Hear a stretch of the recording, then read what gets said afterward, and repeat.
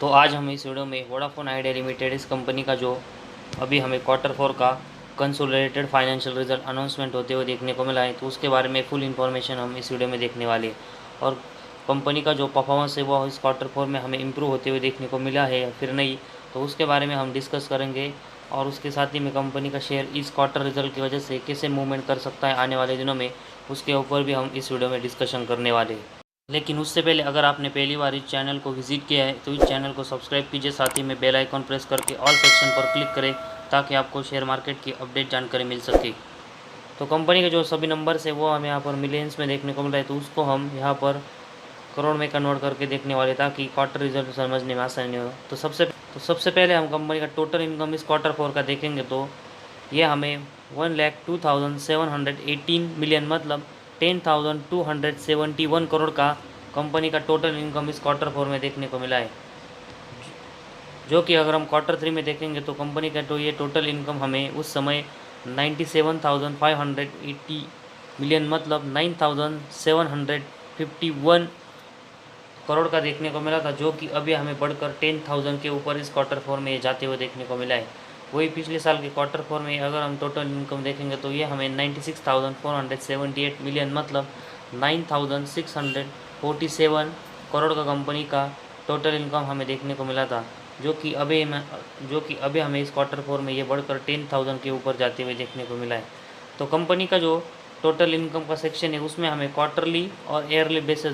दोनों में हमें कंपनी का जो टोटल इनकम है वो इस Q4 में बढ़ते हुए देखने को मिला है। तो इस Q4 में कंपनी का जो टोटल इनकम में हमें ग्रोथ देखने को मिली है, तो उसकी वजह से कंपनी के जो नेट प्रॉफिट सेक्शन है उसमें हमें इम्प्रूवमेंट होते हुए देखने को मिली या फिर नहीं, उसके बारे में हम देखते हैं।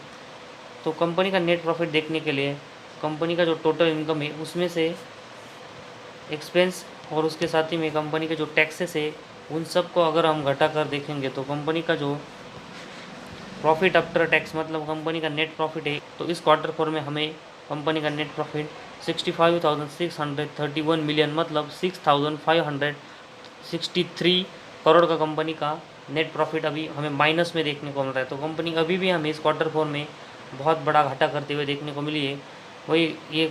कंपनी का अगर हम नेट प्रॉफिट Q3 में देखेंगे तो -72,309 मिलियन मतलब -7,230 करोड़ का कंपनी का लॉस था, जो कि अभी हमें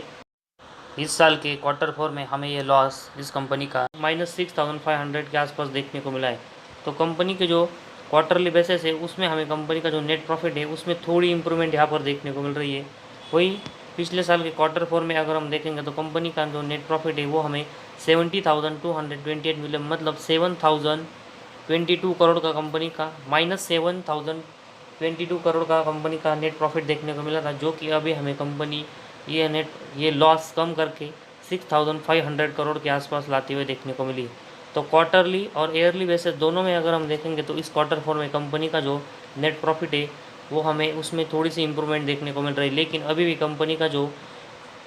नेट प्रॉफिट है वो हमें लॉस में देखने को मिल रहा है। तो कंपनी की जो इंप्रूवमेंट हमें इस Q4 में देखने को मिल रहा है, तो उसकी वजह से कंपनी के शेयर में हमें शॉर्ट टर्म के लिए यहाँ पर तेज़ी देखने को मिल सकती है, लेकिन इन्वेस्टमेंट की नज़र से देखेंगे तो कंपनी जब तक यहाँ पर अच्छे नेट प्रॉफिट जनरेट नहीं करती तब तक हमें इस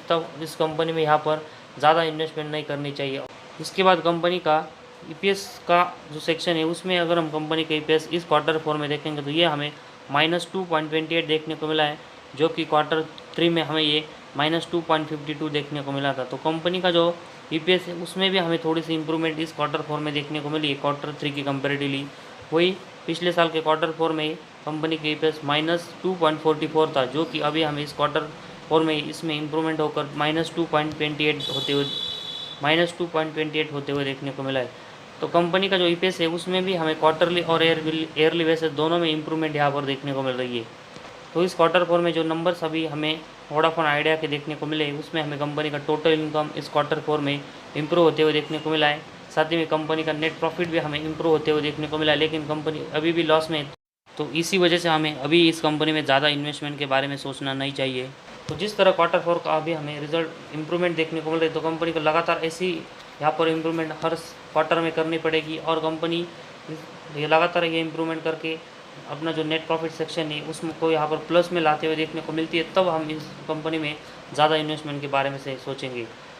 तो अभी हमने कंपनी के जो Q4 के सभी नंबर्स देखे, उसमें कंपनी हमें अच्छी इंप्रूवमेंट करते हुए देखने को मिल रही। तो उसी वजह से कंपनी के शेयर में अगर हमें एक अच्छी तेज़ी आते हुए देखने को मिलती, और साथ ही में जिन्होंने इस कंपनी के शेयर को बाय किया होगा, तो उनके बाइंग प्राइस से के ऊपर अगर इस कंपनी का जो शेयर है इस परफॉर्मेंस की वजह से जाता है, तो उनको सबसे पहले इस कंपनी में अपनी जो प्रॉफिट बुकिंग है वो करनी चाहिए, क्योंकि कंपनी की परफॉर्मेंस अभी हमें इम्प्रूव होते हुए ज़रूर देखने को मिल रहा है। लेकिन कंपनी का जो अभी भी लॉस है उस Q4 में हमें 6500 करोड़ के आसपास देखने को मिल रहा है। तो इसी वजह से प्रॉफिट बुकिंग करना इस कंपनी में सही होगा, ना कि बड़ी इन्वेस्टमेंट। तो आज हमारे इस वीडियो में बस इतना ही। अगर आपको हमारा वीडियो पसंद आया तो इस चैनल को ज़रूर सब्सक्राइब कीजिए।